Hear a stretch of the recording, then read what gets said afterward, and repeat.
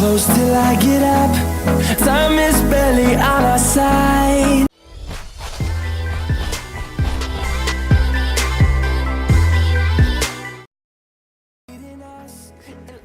नमस्कार दोस्तों, मेरा नाम योगेश। आप देख रहे हैं फ्री में सीखो यूट्यूब चैनल।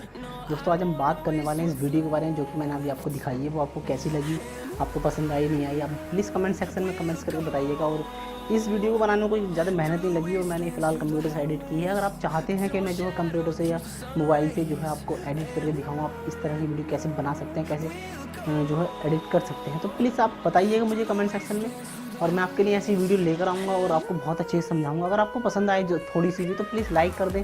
और अगर आपने हमारे चैनल सब्सक्राइब नहीं किया तो प्लीज़ सब्सक्राइब कर लें, नोटिफिकेशन बेल को प्रेस कर लें और शेयर कर दें दोस्तों के साथ। अगर कोई भी टॉपिक है आपका तो आप जो है कमेंट सेक्शन में कमेंट्स करके बता दें। मैं आपका जो भी टॉपिक होगा वो बना के वीडियो को अपलोड कर दूँगा।